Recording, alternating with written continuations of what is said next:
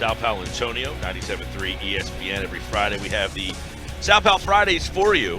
And, of course, Sal Pal powered by Duncan. And this week we have the Eagles and the Bills, and we're getting ready for that. But, man, it doesn't seem to be ending with the stuff going on inside the Eagles room, and let's bring Sal Paolantonio onto the Boardwalk Honda hotline and get some insight from him, because Sal, you've been around this team, you've been around the NFL, and when you hear anonymous sources and then it lingers and then it carries, then you have former players getting involved. Well, how's it look right now for this team as they get ready for maybe a season saver here against Buffalo? Well, I can tell you they're beginning to circle the wagons.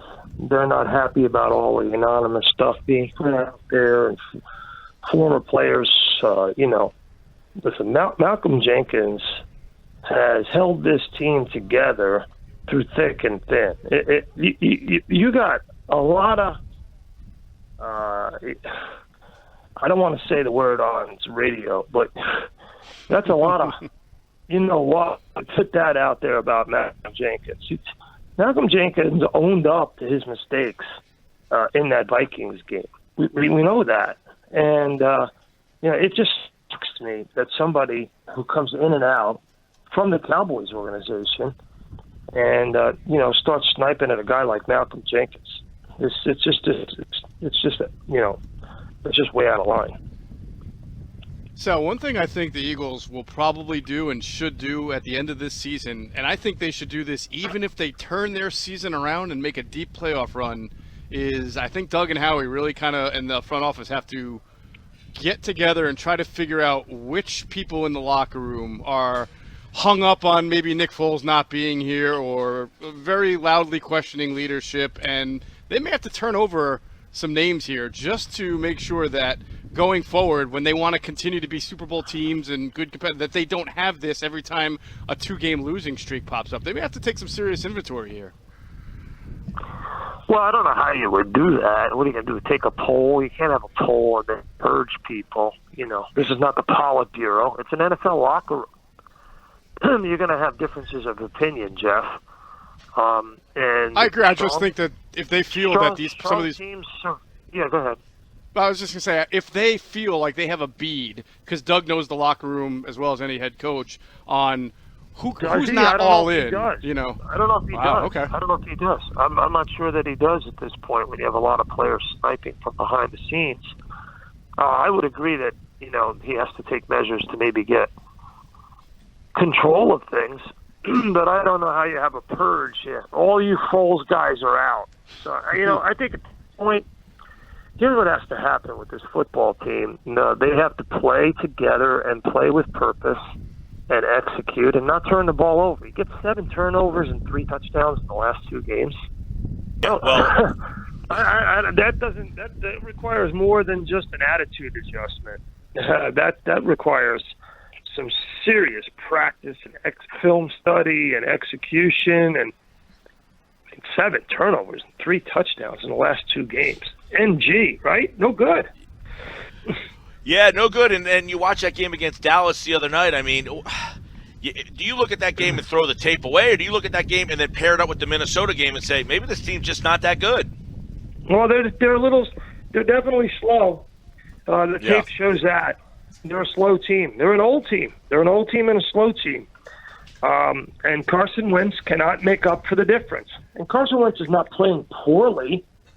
I mean, he's got a low completion percentage in the last 4 games. They've had a lot of drops. Team still leads the league in drops, and that's a problem. And they don't have any explosive plays. All their explosive plays are by Miles Sanders, as a slot receiver. They put all their eggs in one 32-year-old Deshaun Jackson basket, and as a result, with him not being on the field basically since week 1, the offense is constricted and truncated, whatever word you want to use. But the bottom line is they can't stretch the field at all, and teams are piling up on them. You look specifically at the Zach Ertz situation, Mike. Zach Ertz is not catching the ball early in the game, and it was Matt Patricia, the head coach of the Detroit Lions, who started double-teaming Ertz And Ertz has always been Carson Wentz's security blanket. Right. Ertz has always been the guy he either went to first or last, at last resort or first.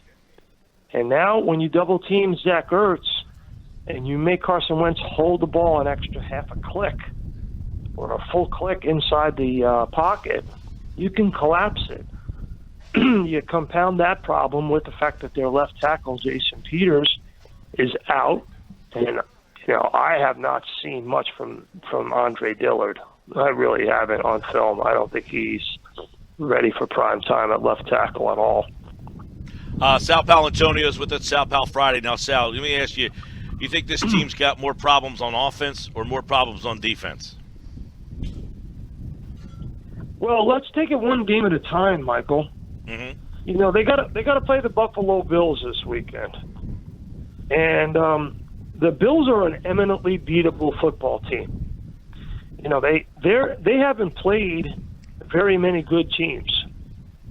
So you can beat them. They've got a young quarterback, and you can beat them. So I think that they just got to go up there and execute offensively, and they should be okay. Maybe the question should be, do they have more fixable things on offense or defense? Well, again, I hate to belabor it, but you got to talk about who are you playing this week, right? Gotcha. You can't fix everything all at once, right? You got to play who's on a schedule and beat them.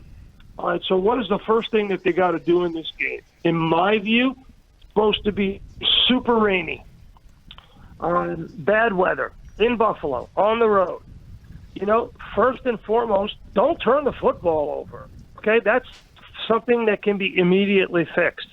Get a power running game in place.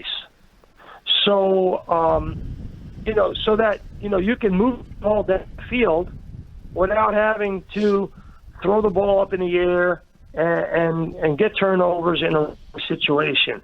The 5 teams that have beaten have a combined record of 6-27. They haven't beaten anybody. I get it. They traded blow for blow with the. I understand that at home, and if it wasn't for some bad luck in the red zone, they might have come out with a win and beat an undefeated team. But they are an eminently beatable team. You lost 2 straight. So what has to fix first? First and foremost, you got to stop the turnover. It doesn't matter if you're the Packers of the 60s, the Steelers of the 70s, or the current New England Patriots. You turn the ball over, Michael, 7 times on the road in 2 games, you are going to lose in the National Football League, bottom line. So stop that first. That's fixable.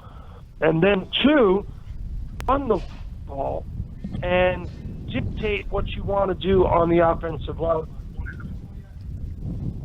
Hey, Sal, I want to ask you a kind of a big picture question here, because you've covered the team for a long time and you have a great inside sense. I've covered the team for a while. Every time we see the Eagles in this situation, I'm going to take the Chip Kelly years out, because this is more like a Doug Peterson / Andy Reid thing. I think of 2006, 08, 09, where they've had losing records, bad losing streaks, turned it around. Even last year, 6-7. Turn it around. So when you see the Eagles now, they're clearly at a crossroads. Do you think this team will have those kind of elements of rallying behind all the negativity that has come up this week, or do you think that they are more closer to a downward spiral? Jeff, you're a good reporter. Thank you. I've always respected what you do. But to me, that's an unanswerable question. This whole idea you're going to rally around this, that, and the other thing. Every situation is different. People say, well, they rallied when Carson Wentz went down against the Rams in the Super Bowl year, so they should be able to do it this time around. Well, here's the line. They had Nick Foles, so that helped a lot. They had another starting pitcher who was good, and they also they were helped on defense, and things were favorable. They were coming home. It was a different story. This is different. You're on a 3-game road, three games on the road. You've lost 2 in the worst possible manner. Your secondary's got major injury problems, and you don't have your best sideline-to-sideline tackling machine in Nigel Bradham. I don't know how you rally other than let's start with the basics. Let's not turn the football over, right? That's the first thing. And the second thing is let's dictate what we want to do. Now, here's the injury report just came across. I don't know if you saw it. I literally got it 3 minutes before we went on the. No, not Bradham. He's your best tackling linebacker. Yep. And last week, last week has picked on the Eagles linebackers. No Deshaun Jackson. He's your most potent offensive weapon. No Timmy Finnegan opposite Fletcher Cox at the defensive tackle position. He's out.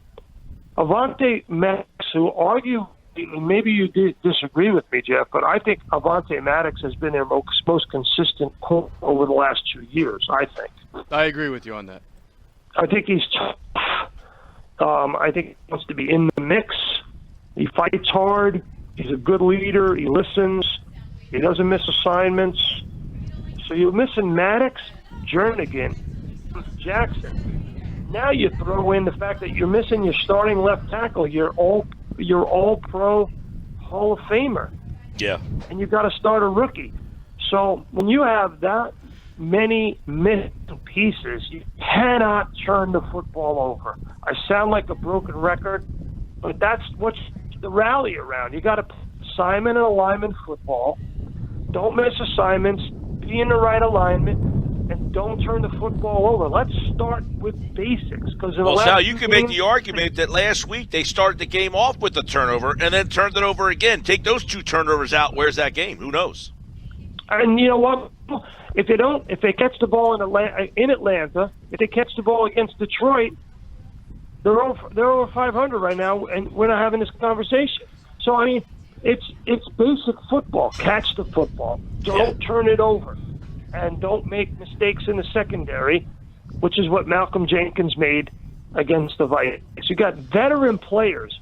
Guy who won 2 Super Bowls making a major mistake in the secondary against the Vikings. He owned up to it, but he did make one. It's a Sal Pal Friday, everybody. And, of course, Sal Pal is fueled by Dunkin' this season. The pregame starts at Dunkin'. DD Perk members score a $1 medium hot or iced coffee on Eagle game days. Head to Dunkin' for your kick before kickoff. And Sal Paolantonio, where will you be to get your Dunkin' this Sunday? I'm in the breach, baby. Eagles last stand. I'm going to Buffalo. I wouldn't miss this for anything. Oh yeah, you got to be where the action is. And this is it. Lose this game, and Sal Pal Fridays we'll be talking about the Packers. This is it right here, boys. This is it. Last stand. Make a stand. Right. Well, what's your stand? Win, loss? I think the Eagles are going to win the game 21-20 by 1 point. 21-20 Bird. Sal Pal's pick. He's fueled by Dunkin' here on the Boardwalk Honda Hotline. All right, Sal, talk to you next week. Hey, guys, thanks.